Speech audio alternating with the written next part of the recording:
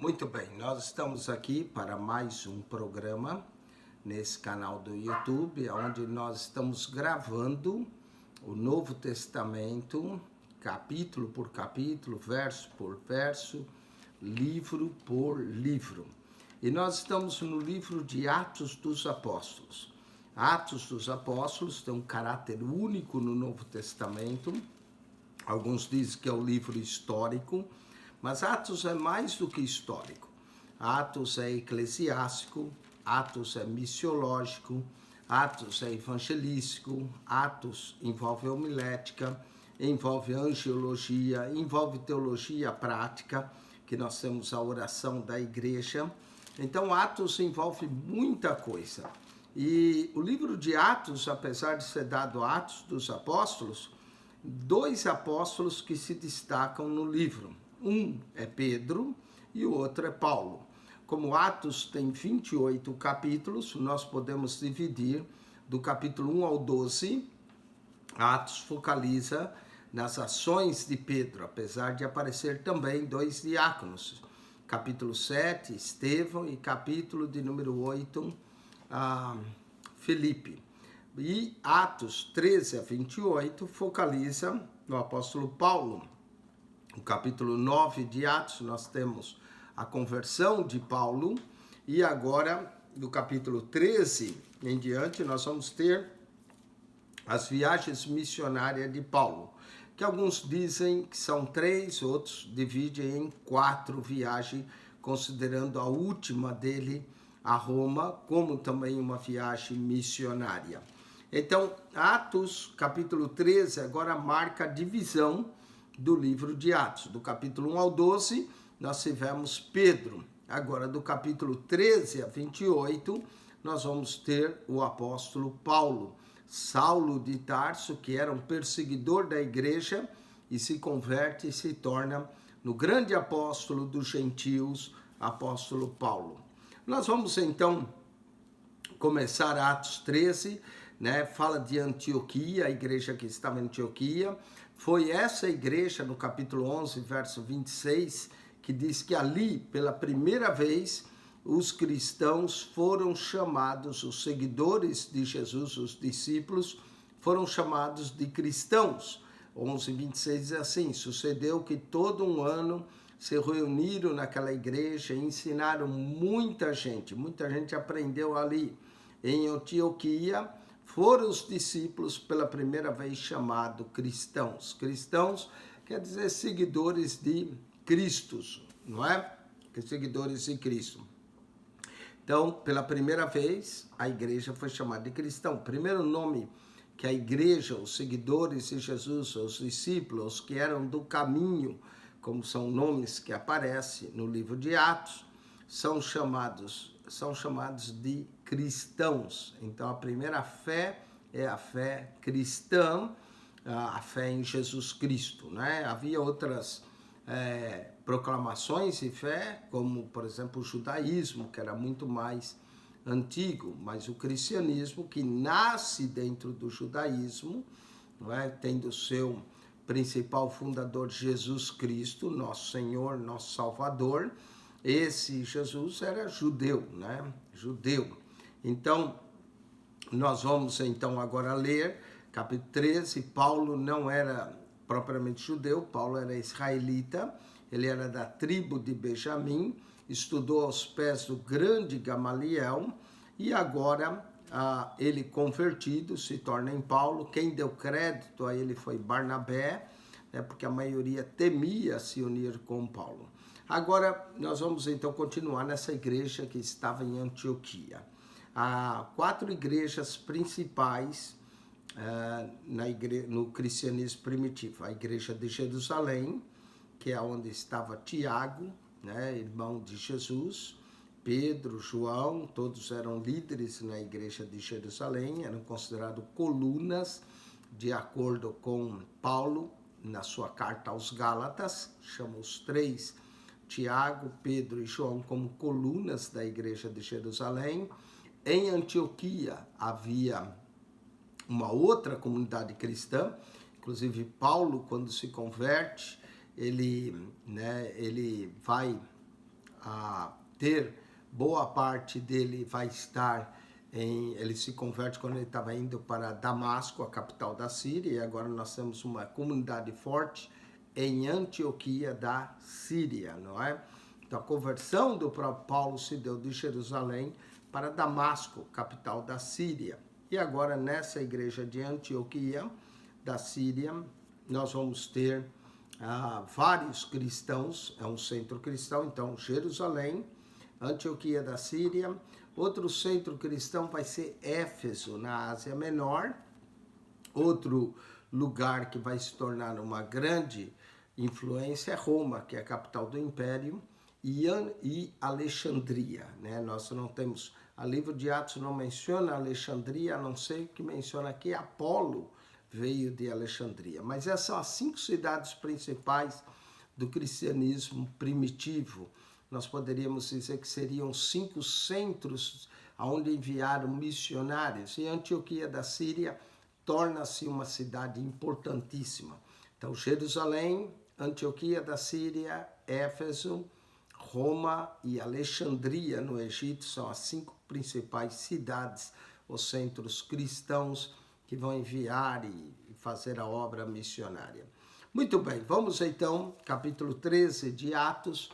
Na igreja que estava em Antioquia, havia alguns profetas e doutores. Era uma igreja abençoada. Tinha profetas e tinha doutores. Então tinha a palavra profética nessa igreja e tinha a palavra do ensino. Que igreja maravilhosa era essa? A saber, a lista aqui dos irmãos vai sugerir que alguns são profetas e outros são mestres, não é? Nessa igreja. Olha os líderes da igreja. Barnabé. Quando menciona Barnabé primeiro, sugere-nos que Barnabé é um dos líderes da igreja, é também a pessoa mais, vamos dizer, madura ali, Barnabé.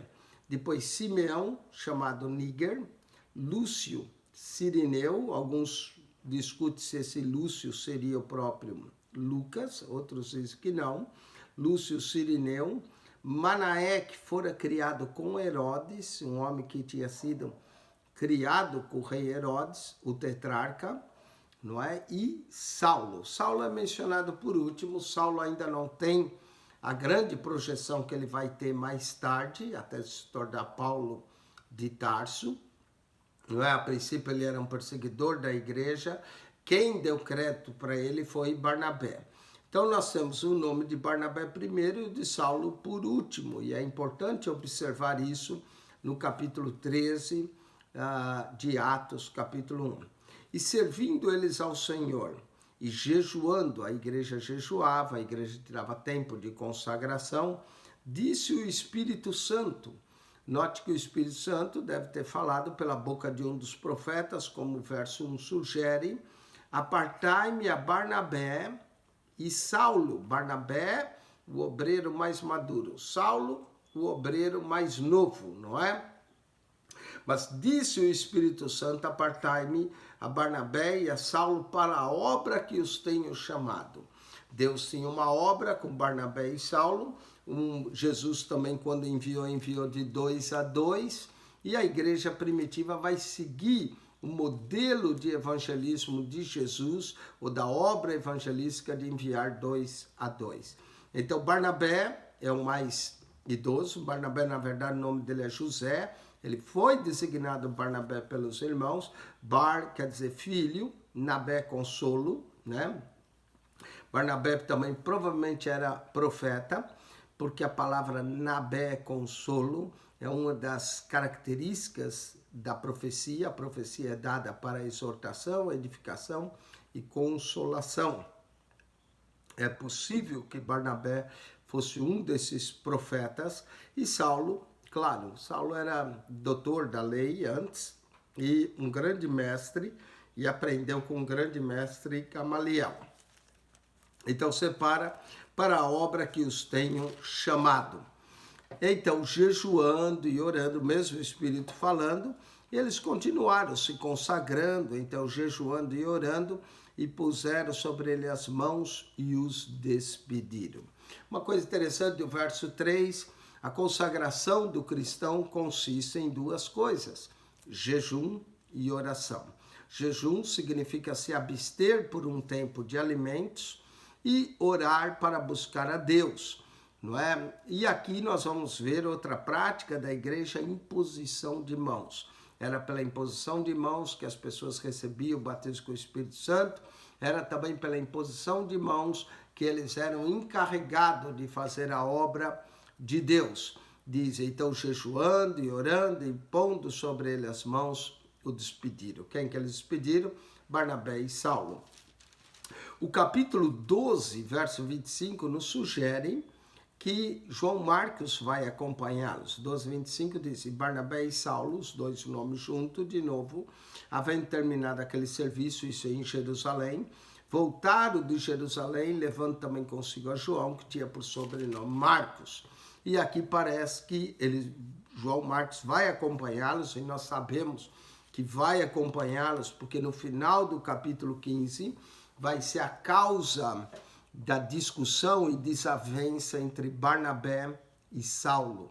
Barnabé queria levar João Marcos de novo, mas Paulo achou por bem em não levá-lo, porque ele havia abandonado eles, né, na primeira viagem. Eu vou adiantar um pouco, só por causa do contexto aqui, né? Diz que, capítulo 15, verso 38, diz assim, mas Paulo parecia, vou ler o 37 para dar contexto, 15, 37. E Barnabé aconselhava que tomasse consigo a João, chamado Marcos. Mas Paulo parecia razoável que não tornasse consigo aquele que desde a Panfilha se tinha apartado deles e não os acompanhou naquela obra. Então, parece que quando Saulo e Barnabé chegaram a Panfilha, João Marcos os abandonou. João Marcos voltou para trás e Paulo e Barnabé continuaram a viagem. E aí, por isso, Paulo achava que não era próprio levar novamente João Marcos. Então, nessa primeira viagem, onde eles vão passar por Chipre, vão passar também pela Panfilha, Pisídia e outros locais, é aqui nessa primeira viagem que vai acontecer o caso de João Marcos os abandonar. E Paulo é bem rigoroso com relação a isso, e por isso vai haver uma desavença entre Barnabé e Paulo. Então, essa viagem que os dois saem de Antioquia da Síria, nós consideramos a primeira viagem missionária de Paulo. O livro de Atos não fala isso, primeira, segunda, terceira. Isso é uma questão didática que nós desenvolvemos e muitos mapas vai e traz a primeira viagem missionária de Paulo, mostrando por onde Paulo passou, a segunda viagem missionária, a terceira viagem, e alguns até apresentam a quarta viagem, que é a viagem de quando ele sai de Cesareia direto para Roma, não é? E assim, eles, enviados pelo Espírito Santo, desceram a Seleucia e dali navegaram para Chipre. Então, de Antioquia, eles desceram a Seleucia. Seleucia era uma cidade portuária, não é? Eu sugiro que, se você quer aprender um pouco mais, olhe essas viagens missionárias no mapa. Eu depois talvez possa trazer um mapa para você olhar. Eles desceram de Seleucia e daí navegaram para Chipre, não é? Para a ilha de Chipre. E chegando a Salamina, anunciavam a palavra de Deus na sinagoga dos judeus. Interessante, a primeira investida missionária de Paulo e Barnabé era sempre com os judeus, era chegar na sinagoga. As sinagogas estavam espalhadas por todo o império, não é? Tem gente que confunde sinagoga com templo. O templo era em Jerusalém, o templo era o local de adoração. As sinagogas não, as sinagogas eram lugares onde se lia Moisés, aos sábados se aprendiam, não é? Estava espalhada por todo o império. Onde houvesse judeus, haveria sinagogas. Então eles chegavam primeiro às sinagogas. E como lá era a cultura era aprender a lei, aprender os profetas, então o que eles faziam? Nas sinagogas, Eles tentavam mostrar para os judeus que Jesus era o Cristo, que Jesus era aquele de quem os profetas falavam. E chegava, anunciava a palavra de Deus na sinagoga dos judeus, né? A palavra de Deus eles anunciavam. É interessante, eles usavam toda a escritura do Antigo Testamento, desde a Torá, aos profetas, aos escritos, que eram as 3 divisões da Bíblia hebraica, não é? Então a Bíblia hebraica está dividida em 3 divisões. Aqui atrás de mim eu tenho a Bíblia hebraica. Por exemplo, esse lado aqui é a Torá, os 5 primeiros livros, né, de Moisés, a Torá. Essa segunda divisão são os profetas. Tá vendo? A segunda divisão, os profetas. Então, Torá, os profetas. E nós temos a terceira divisão da Bíblia hebraica, que seria os escritos. Inclusive, você pode ver, está escrito Bíblia de Israel, está em hebraico, né? Os escritos, que em hebraico quer dizer Ketuvim, não é? Os escritos. Aqui nós temos os profetas, que era chamado Navim ou Nabim, daí o termo Barnabé. E aqui a primeira parte, que é chamada Torá, que são os 5 primeiros livros de Moisés. Então, a Bíblia hebraica se divide em 3 partes. A Torá, que em grego nós chamamos de Pentateuco. Os profetas, que vai do livro de Josué até o livro do Ezequiel e os 12 profetas menores, e depois os escritos, que começa com os Salmos e termina com 2 Crônicas. Então essa é a divisão do cânon hebraico. Ele se divide em 3 partes, né? Torá, Navirim e os escritos. Então, eles usavam essas 3 partes para discutir. Na época não estava em livros assim, se encontrava em rolos, não é? E eles usavam e estudavam nas sinagogas, e nas sinagogas, usando os profetas e os salmos, eles provavam que Jesus era o Cristo. Então, eles desciam e tinham a João como cooperador. Eles chegavam, anunciavam nas sinagogas e tinham também a João como cooperador. Esse João não é o apóstolo João. Esse João é o João Marcos, que está acompanhando com eles. Então, note que nessa primeira viagem, apesar do Espírito Santo falar, separa a Barnabé e Saulo, João Marcos acompanhou. Era um companheiro, cooperador com eles. Então eles desceram a Seleucia, foram para Chipre, chegaram numa cidade de Chipre chamada Salamina, anunciava a palavra de Deus e tinham também a João como cooperador. E havendo atravessado a ilha de Pafos, acharam um certo judeu, mágico, profeta, chamado Bar-Jesus. Bar-Jesus em aramaico quer dizer filho de Jesus. Jesus, ou Yeshua, era um nome comum entre os judeus. Lembra o seguidor, o servidor de Moisés, Josué, não é? E tinha aqui esse homem, Bar-Jesus, e diz-nos a Bíblia que ele era um judeu, mas que fazia práticas mágicas, não é? Mágica quer dizer que ele proferia palavras mágicas, porque olha, diz, o verso 6 diz assim, um certo judeu mágico, falso profeta, não é? Então ele proferia palavras ou profecias, mas ele era falso profeta e iludia o povo, chamado Bar-Jesus. E esse Bar-Jesus, que depois vai ser também chamado de Elimas, né? Que era encantador, ele estava com o procônsul, possivelmente um procônsul romano, né? O ser cônsul em Roma era um cargo tremendo. Nesse caso, esse homem ainda não era o cônsul, ele era procônsul, né? Estava em preparação para exercer o trabalho de consulado do cônsul de Roma, o qual era procônsul Sérgio Paulo. E esse Sérgio Paulo era varão prudente. Esse, chamando a si, a Barnabé e Saulo, procurava muito ouvir a palavra de Deus. Então, interessante, esse procônsul chamado Sérgio Paulo se interessou, mas havia esse judeu que o acompanhava, que diz que ele fazia prática mágico, falso profeta, né? Mas resistia-se Elimas era o nome dele, na verdade chama Bar Jesus, era o pai dele, o encantador, porque assim se interpreta o seu nome, Elimas, encantador, não é? Encantador de encantos, que falava palavras, né, para encantar, procurando apartar da fé o procônsul.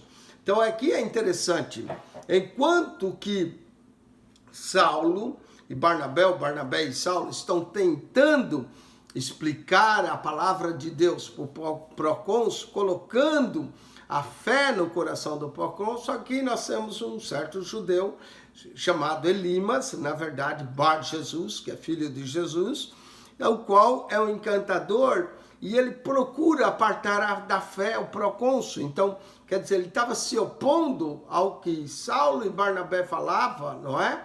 E procurava apartar da fé esse procônsul. Todavia, Saulo, que se chama Paulo, que é a primeira vez que nós vamos ter a referência da mudança do nome de Saulo para Paulo, se encontra no capítulo 13, verso 9 de Atos, a primeira vez que o nome Saulo é mudado para Paulo. Saulo é o nome mais hebraico, Paulo era o nome romano, nós vamos ver mais para frente, Paulo era cidadão romano, então em suas viagens missionárias, Saulo, e principalmente diante de um procônsul romano, Sérgio Paulo, então troca o nome dele de Saulo para Paulo. Todavia, Saulo, que também se chama Paulo, primeira vez que nós temos menção que Saulo é chamado de Paulo, Atos 13, 9, cheio do Espírito Santo. Paulo era cheio do Espírito Santo. Fixando os olhos nele, disse. Agora ele vai repreender esse Elimas, Bar Jesus, mágico, falso profeta, não é, que estava atrapalhando o procônsul de crer na fé, e Saulo vai repreender ele, e com mais ou menos o mesmo juízo que Jesus deu a ele, em Atos 9, que ele ficou cego, não é? Todavia Saulo, que também se chama Paulo, cheio do Espírito Santo, fixando os olhos nesse, disse, olha só, ele vai dizer isso para Elimas, Bar Jesus, mágico, falso profeta, ó filho do diabo, que expressão forte, chamou o homem, esse judeu, mágico, falso profeta, que tentava apartar o procônsul Sérgio Paulo da fé. Lá vai Paulo e diz, ó filho do diabo. Uau, que expressão forte, não é? Filho do diabo, filho do adversário, do inimigo. Ó filho do diabo, cheio de todo engano e de toda malícia, inimigo de toda a justiça. Que coisa! 4 qualidades que Paulo deu para Elimas. Isso daqui dá um sermão. Filho do diabo, cheio de todo engano, cheio de toda malícia, inimigo de toda justiça, e não cessará de perturbar os retos caminhos do Senhor. Poderemos dar um quinto. Perturbador dos caminhos do Senhor. 5 qualidades terríveis para Elimas. Paulo não teve papas na língua para repreendê-lo, não é? Diz, filho do diabo, cheio de todo engano. Claro, se é filho do diabo, está cheio de engano mesmo. Toda malícia, inimigo de toda justiça, e perturba os retos caminhos do Senhor. Eis aí, pois, agora contra ti a mão do Senhor. Olha que coisa tremenda. Eles anunciavam a salvação em Jesus. Mas para aqueles que rejeitavam, veio um juízo. Não é? Nós temos um juízo sobre Ananias e Safira, no capítulo 5. Não é? Que eles vão acabar morrendo. Agora aqui vai ter um juízo sobre Elimas, o mágico. Diz, eis aí agora contra ti a mão do Senhor. A mão do Senhor é uma bênção, quando ela nos abençoa. Mas quando ela é contra nós, aí é problema, não é? Eis aí contra ti a mão do Senhor e ficará cego. Mesmo juízo que Paulo teve em Atos 9, Paulo agora cheio do Espírito Santo declara, você vai ficar cego, sem ver o sol por algum tempo. Ainda bem que era por algum tempo, não era para sempre, não é? Assim como Paulo também ficou 3 dias cego por se opor a Jesus, aqui ele proclama o juízo, eis que ficará cego. Note que a igreja não só orava para que os que eram cegos vissem, mas aqui, para aquele que via, veio o juízo, eis que ficará cego sem ver o sol por algum tempo. E no mesmo instante, a escuridão e as trevas caíram sobre ele, e andando à roda, buscava quem o guiasse pela mão.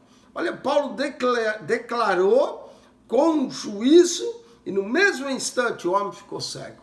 O que vai causar uma admiração profunda no procônsul, que vai se converter rapidinho, não é? Porque ele também não queria ficar cego, já que esse era filho do diabo, cheio de todo engano, malícia, inimigo da justiça e perturbador dos retos caminhos do Senhor, eis que ficará cego, não é? E ele começou a andar em roda. Então, verso 12, Atos 13, 12. Então o procônsul, vendo o que havia acontecido, creu. Note que eles criam não só pelos milagres, mas também acabavam crendo quando via a mão de Deus pesar sobre alguém, não é? O procônsul vendo, creu, maravilhado da doutrina do Senhor. Ficou maravilhado o procônsul dessa doutrina maravilhosa do Senhor, não é? A doutrina do Senhor não é só amor, amor, como muita gente prega hoje, é amor, é amor, é amor. Cuidado, Deus também é justo, não é? Nós temos que olhar para Jesus, o autor e consumador da nossa fé, mas também o mesmo verso do Hebreus, o mesmo livro que diz, olhando para Jesus, autor e consumador, também diz em Hebreus 10, 31, o reino da coisa é cair na mão do Deus vivo. O homem ficou cego, o procônsul creu, não é? Decidiu logo crer antes que ficava cego também. E partindo de Pafos, Paulo e os que estavam com ele chegaram a Perge da Panfilha. Aqui João vai os abandonar. Quer ver? 13, 13. E partindo de Pafos, Paulo e os que estavam com ele chegaram a Perge da Panfilha. Mas João, apartando-se deles, voltou para Jerusalém. Essa vai ser a causa da discussão de Barnabé e Saulo no capítulo 15, versos 37 e 38. Quando a coisa apertou mesmo, João Marcos abandona Barnabé e Saulo e decide voltar para Jerusalém. Lembra que a mãe dele tinha uma casa em Jerusalém, a mãe dele é Maria, né? Ele correu para a mamãe de novo. João Marcos se mostra imaturo, abandonando a Barnabé e a Saulo. Certamente algo aconteceu lá na viagem que fez com que ele se apartasse deles. Era comum, por ser mais novo, né? Se houvesse qualquer conflito, eles prendiam os mais novos e vendiam como escravo. E quem sabe João Marcos, com medo de ser vendido como escravo, decidiu apartar deles e voltar para Jerusalém. O que mostra aqui uma certa imaturidade. Por isso que o Espírito Santo não falou separa a João Marcos, só disse separa a Barnabé e a Saulo, né? O Espírito Santo já sabia o que ia acontecer e olha só, foi dito e feito. João apartou-se deles e voltou para Jerusalém. E eles, saindo de Perge, chegaram a Antioquia da Pisídia. Existem 2 Antioquias aqui, uma é a Antioquia da Síria, que fica na Síria, e outra Antioquia da Pisídia, que fica na região da Galácia. Então, Antioquia da Pisídia, entrando numa sinagoga num dia de sábado, assentados. Note que o trabalho missionário e evangelístico deles era sábado após sábado, iam na sinagoga, ocasionalmente entre um sábado e outro, testemunhavam para uma pessoa, mas era tentar convencer os judeus que Jesus era o Cristo. Através das escrituras, eles tentavam fazer isso, pegavam a Torá, pegavam as promessas dos profetas, pegavam os salmos, não é? E tentava convencer que Jesus era o Cristo, assentado. E depois da lição da lei e dos profetas, não é? Foi dada a lei e os profetas na sinagoga, lhe mandaram dizer os principais da sinagoga: varões e irmãos, se tendes alguma palavra de consolação para o povo, falai. Não é? Então note que eles chegavam na sinagoga, se assentavam, ouviam a lição da lei, ouviam a lição dos profetas. Aí quando terminava, eles ficavam esperando a oportunidade. Aí quando o principal da sinagoga diz: varões e irmãos, se tendes alguma palavra de consolação para o povo, falai. E levantando-se Paulo dá oportunidade para ele, não vai perder, não é? Levantando Paulo e pedindo silêncio com a mão, disse: varões israelitas, e os que temei a Deus, ouvi, não é? Paulo dava sinal para que eles prestassem atenção. O Deus desse povo de Israel escolheu a nossos pais e exaltou o povo, sendo eles estrangeiros na terra do Egito, e com braço poderoso os tirou de lá. Ele está se referindo à Torá, está se referindo ao êxodo, né? Quando o povo saiu de lá do Egito, com braço forte os tirou de lá e suportou os seus costumes no deserto. Agora ele está se referindo a números, quando as rebeliões do deserto, por espaço de 40 anos. Muito bem, eles conhecem a história. Paulo está introduzindo o sermão dele. Eu gosto do livro de Atos, que nós temos a pregação da igreja, como era feita. Nesse caso, Paulo está baseando na Torá a pregação, lembrando a saída do Egito, espaço de 40 anos. Paulo está lembrando os costumes, maus costumes, né? No deserto que eles tiveram, a rebelião deles contra Deus, a incredulidade a um deles, e destruindo as 7 nações da terra de Canaã, deu-lhes por sorte a terra deles. Muito bem, na primeira promessa que Deus fez a Abraão, é mencionado 7 nações. Depois, em outra parte, menciona-se 10, não é? Então, destruiu a terra, as 7 nações da terra de Canaã. Então, ele está se referindo, não é, aos perezeus, aos ferezeus, aos cananeus, todos aqueles zeus que havia na terra de Canaã, e deu-lhes por sorte a terra deles. E depois disso, por quase 450 anos, lhes deu juízes até o profeta Samuel. Que precisão de referir desde a conquista da terra de Canaã por Josué. Ele menciona o período dos juízes, e nós podemos ver que o período dos juízes, que vai por mais ou menos 13 juízes, sendo Samuel o último deles, alguns contam até 16 juízes, que esse período foi um período de 450 anos, até o profeta Samuel, que é considerado o último juiz. Depois do profeta Samuel, nós vamos ter a monarquia. Então ele está elaborando, preparando, introduzindo o seu sermão, falando de algo bem conhecido por eles. E depois pediram um rei, e Deus lhes deu por 40 anos a Saul, filho de Quis, varão da tribo de Benjamim. Paulo também era da tribo de Benjamim, não é? Então o primeiro rei de Israel não foi da tribo de Judá, mas o primeiro rei de Israel foi da tribo de Benjamim. Paulo está lembrando a eles a história que era bem conhecida por eles. E quando esse foi retirado, ele se levantou como rei a Davi, o qual também deu testemunho e disse, o próprio Deus deu testemunho, né? Achei a Davi, filho de Jessé, varão conforme o meu coração, que executará toda a minha vontade. Agora fala do porquê Deus escolheu a Davi, que era um varão conforme o meu coração. Davi é chamado o rei segundo o coração de Deus, enquanto que Saul era o rei segundo o coração do povo. Saul era um homem alto, não é? Diz que acima, para baixo do seu ombro, não tinha ninguém mais alto. Então Saul era um homem alto, era segundo o coração do povo, mas Davi era segundo o coração de Deus. E da descendência desse, conforme a promessa, levantou Deus a Jesus para Salvador de Israel. Interessante, Paulo foi, desde a saída do êxodo, tempo dos juízes, a escolha de Saul como rei, aí Deus, aí a promessa que fez a Davi, que nunca faltaria rei sobre seu trono. E aí ele vai de Davi para Jesus, que Deus levantou a Jesus para Salvador de Israel, libertador, como os juízes faziam.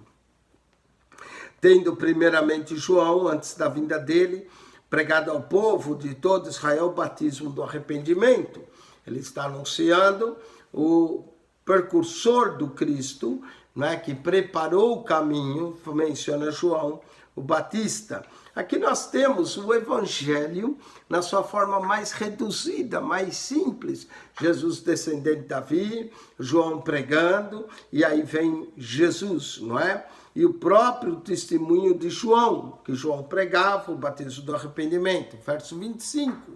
Mas João, quando completava a carreira, disse: quem pensais vós que eu sou?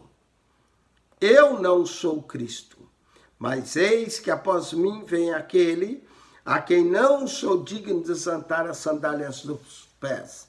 Varões, irmãos, filhos da geração de Abraão, e os que dentre vós temem a vós vos é enviada a palavra da salvação. O que proclamava a palavra da salvação? Proclamava em anunciar a Jesus como o Messias, como o Salvador, como aquele de quem os profetas falaram, como filho da promessa feita a Davi, não é? Como também geração de Abraão. Então, é justamente aqui nós temos o evangelho na sua forma reduzida, não é? Por exemplo, Mateus diz, primeiro verso, livro da genealogia de Jesus, filho de Davi, filho de Abraão. Então, olha só, filhos da geração de Abraão, da qual vós temem a Deus. A vós vos é enviada a palavra da salvação, por não terem conhecido a esse, os que habitavam em Jerusalém. Paulo está falando agora do juízo de Jesus. E os seus príncipes condenaram-no, cumprindo assim a voz dos profetas, que se lê todos os sábados. Vocês estão lendo os profetas, pois o cumprimento da profecia está em Jesus, não é? Embora não achasse alguma coisa de morte, pediram a Pilatos que ele fosse morto.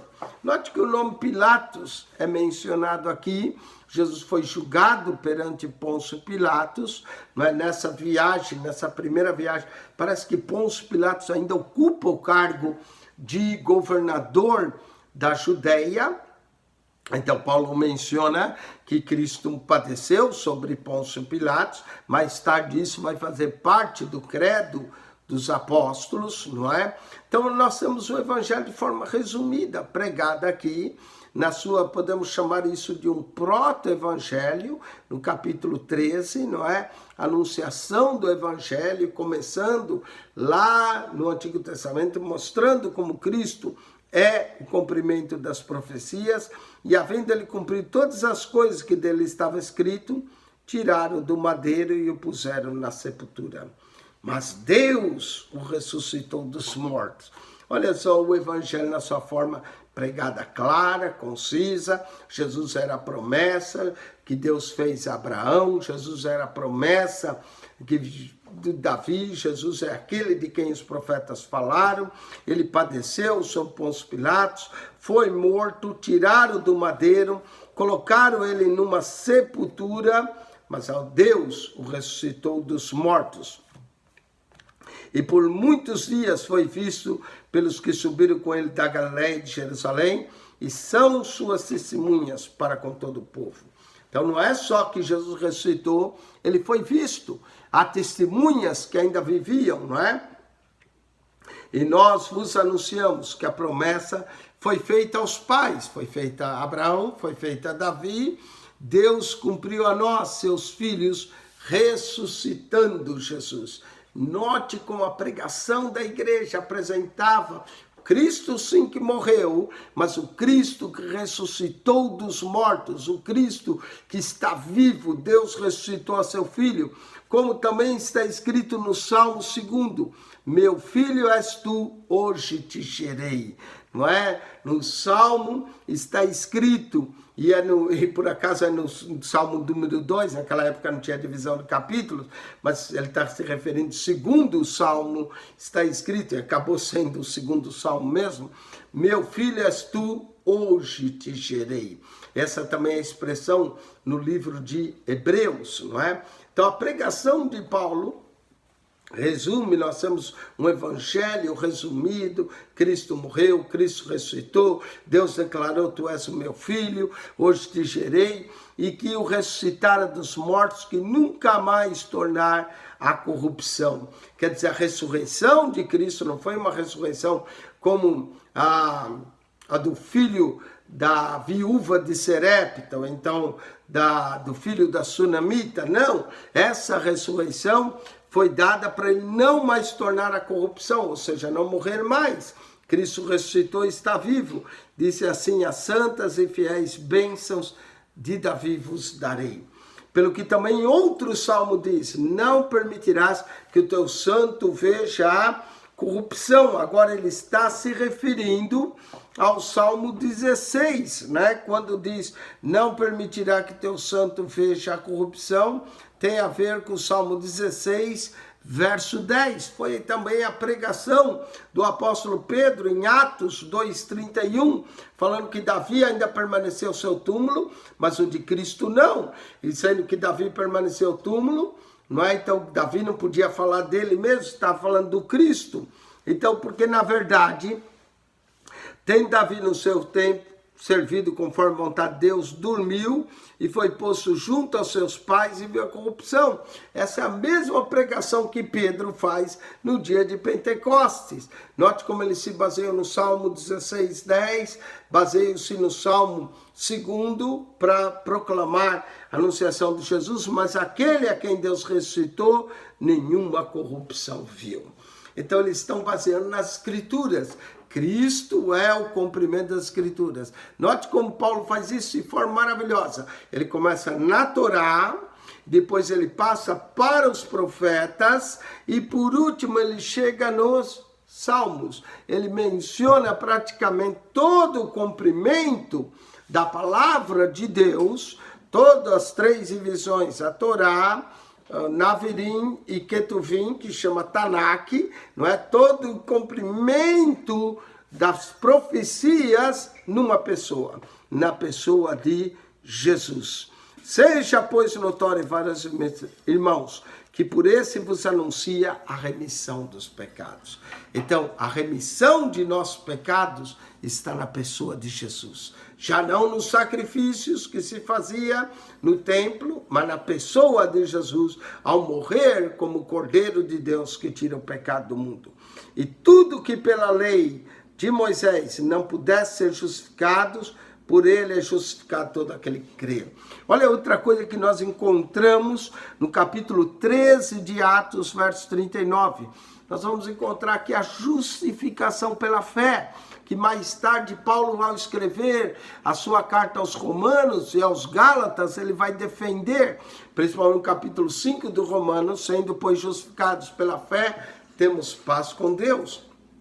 Aqui está a doutrina da justificação na sua forma primária, nessa primeira pregação, nessa pregação que Paulo está fazendo ali em Perge, né, em Antioquia da Psídia, na sinagoga de Antioquia da Psídia, nós vamos encontrar esse discurso maravilhoso de Paulo, onde nós encontramos os evangelhos, vamos encontrar a interpretação que era feita do Primeiro Testamento, da lei, dos profetas, dos salmos, e vamos encontrar aqui a justificação pela fé.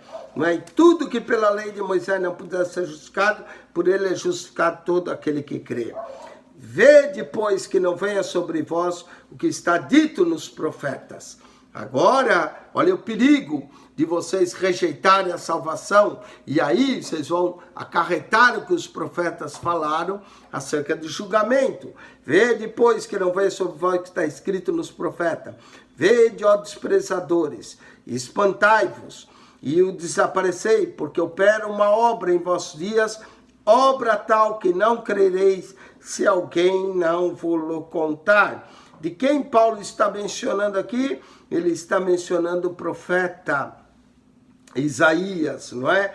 Isaías havia profetizado acerca de uma obra que seria feita e que se contasse ninguém veria, não é? Para que não crereis se alguém vos contar. E saído os judeus da sinagoga, os gentios rogaram que no sábado seguinte voltasse e dissesse as mesmas coisas. Não é? Os judeus da sinagoga saíram, mas os gentios que lá estavam gostaram, porque pela primeira vez puderam ver aquilo que era ensinado da lei, dos profetas que falavam, se cumprindo em quem? Na pessoa de Jesus. Então os gentios parece que vão crer mais do que os judeus aqui. Rogaram que no sábado seguinte voltasse e dissesse as mesmas coisas. Volte sábado que vem, deixa a gente digerir isso. Sábado que vem, Paulo está aqui de novo. E despedido da sinagoga, muitos judeus e dos prosélitos religiosos seguiram Paulo e Barnabé. Assim começavam as igrejas. Eles iam na sinagoga, pregavam, anunciavam. Muitos criam, outros duvidavam. E aí, alguns seguiram, né? Diz aqui, seguiram a Paulo e a Barnabé, os quais falando, exortavam que permanecessem na graça de Deus. Note que eles não estão anunciando a lei, eles estão anunciando a graça de Deus. A graça de Deus é a composição da lei, dos profetas, dos salmos, revelada na pessoa de Jesus Cristo, para que permanecesse na graça de Deus. Não, aquilo que a lei não podia fazer, a graça fazia. Não é? Aquilo que a lei não podia justificar, a graça podia justificar pela fé. E no sábado seguinte, ajuntou quase toda a cidade a ouvir a palavra de Deus. Que maravilha! Aconteceu em Antioquia da Pisídia, né? Parece que depois que João Marcos se apartou, a coisa ficou boa.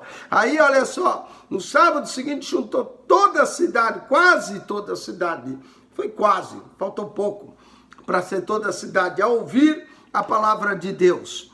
Então os judeus, vendo a multidão, encheram-se de inveja.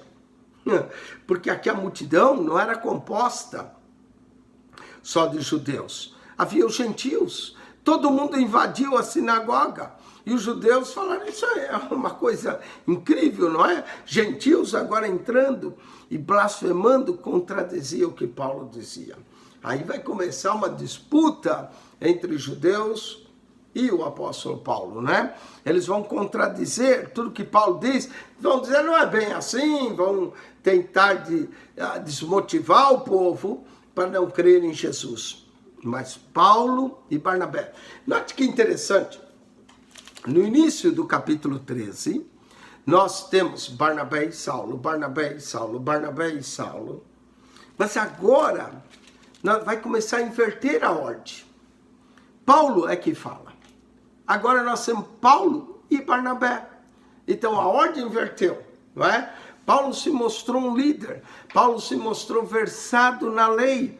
Paulo estudou aos pés do grande Gamaliel, conhecia a lei, ele era zeloso pela lei, conhecia a lei, conhecia os profetas, conhecia os salmos. Paulo estudava tudo, não é? E agora Barnabé vai ficando em segundo plano. Aqui no Atos 13, 46, acontece uma inversão interessante. Já não aparece Barnabé e Saulo, mas aparece Paulo e Barnabé. Paulo e Barnabé. Já aqui, ele já não é mais chamado de Saulo também. Já começa a ser chamado de Paulo. Paulo, então, o grande Paulo está aparecendo. O grande apóstolo vai aparecer. E o próprio Barnabé vai ficar em segundo plano agora. Mas Paulo e Barnabé, usando de ousadia, disseram, era mister que vós se pregasse primeiro a palavra de Deus. Eles estão falando para os judeus. Era mister que nós pregássemos primeiro a palavra de Deus. Mas visto que a rejeitais, e é o que acontece que ele advertiu, vede aos desprezadores e espantai, no capítulo 13, verso 41, visto que vocês rejeitais e vos não julgais dignos da vida eterna, essa vida eterna está em Cristo, vocês rejeitaram, eis que nós vamos para os gentios. Aí que eles vão ficar bravos, né? Os judeus não vão gostar nada dessa conversa de Paulo, porque assim o Senhor nos mandou. Eu te pus para a luz dos gentios, para que sejas de salvação até os confins da terra. Então veja bem, o evangelho veio primeiramente para os judeus, mas devido à rejeição, agora vai para os gentios. E era cumprimento da palavra, não é? Eu te pus como luz para os gentios. Isaías 42:6 dizia que o Cristo seria luz para os gentios, não é? Eis que eu te pus, assim o Senhor mandou, pus para a luz do gentio para que seja salvação até os confins da terra. Já não para os judeus, mas para todos, devido à rejeição de Israel. Paulo escreve isso em Romanos capítulo 11. Então, muita coisa que Paulo escreve em Romanos é resultado da viagem missionária que ele faz, das discussões que ele vai ter nas sinagogas, da justificação da fé, quando nós começamos a ver aqui no capítulo 13, 39, o início, né, da ideia da justificação para a fé, agora a rejeição de Israel e a abertura da salvação para os gentios, Romanos 9, 10 e 11. Então, quando Paulo vai escrever sua carta aos Romanos mais tarde, que nós, depois do livro de Atos, é a próxima livro que nós vamos estudar, nós encontramos muitas coisas, ou muita coisa já em Atos capítulo 13, nas sinagogas, as discussões. E os gentios, ouvindo isso, alegraram-se e glorificaram a palavra do Senhor. Os gentios se alegraram porque Isaías já havia profetizado que o Cristo seria luz para os gentios até os confins da terra. E os gentios, ouvindo isso, alegraram, glorificavam a palavra do Senhor e creram todos quantos estavam ordenados para a vida eterna. Creram os que estavam ordenados, né? Aqui muita gente vai tentar achar a doutrina da predestinação, mas aqui a ordenação de Deus tem a ver com aqueles que creem, não é? Eles tiveram que crer para receber a ordenação da vida eterna. E a palavra do Senhor se divulgava por toda aquela província. Antioquia da Pisídia, houve um avivamento, quase toda a cidade, os judeus rejeitaram, os gentios creram, e aí é que vai dar início ao trabalho da região da Galácia, não é? Toda aquela a palavra do Senhor se divulgava por toda aquela província. Então nós vamos ver algo maravilhoso aqui acontecendo. Mas os judeus, claro, vão se opor, incitar algumas mulheres religiosas e honestas e as principais cidades, e levantaram perseguição contra Paulo e Barnabé. Note como Paulo e Barnabé, Paulo aparece primeiro, é interessante, não é? Paulo e Barnabé e os lançaram fora dos seus limites. Então os judeus vão incitar mulheres religiosas, honestas, essas mulheres eram da sinagoga e eram mulheres também dos principais da cidade. Então eles vão nas esposas dos principais da cidade para botar Paulo e Barnabé para fora dos seus limites. Sacudido, porém, contra eles o pó dos pés, partiram para Icônio. O pó dos pés, que é o que Jesus disse, quando não vos receberem, sacudi o pó dos vossos pés. Era uma forma de juízo. Mas eles não sacudiram o pó dos pés contra os gentios, porque esses creram, sacudiram o pó dos pés contra os judeus, julgamento para eles, não é? E partiram para o Icônio. E os discípulos, aqui são os seguidores de Jesus, que ficaram na cidade, estavam cheios de alegria e do Espírito Santo. Que maravilha! Eles criam, se há um dos frutos do Espírito, um dos resultados do Espírito é alegria. Por isso que o fruto do Espírito é amor, é gozo, não é? Alegria. Cheios de alegria, cheios do Espírito Santo. Ficaram cheios de alegria, os gentios glorificavam, alegravam-se pela palavra do Senhor. Então, o que aconteceu em Antioquia da Pisídia? Os judeus rejeitaram, os gentios creram, e ali nasce uma comunidade cristã. Paulo e Barnabé foram expulsos da cidade, porque esses judeus falaram com aquelas mulheres, que eram mulheres honestas, religiosas, eram as esposas dos principais cidades, e usaram dessa artimanha para lançar Paulo e Barnabé fora da sua cidade. Amém? Com isso, Eles vão partir para Icônio, nós vamos voltar no Atos 14, vamos falar de Icônio, Listra, Derbe, não é? Até que eles voltam a Antioquia.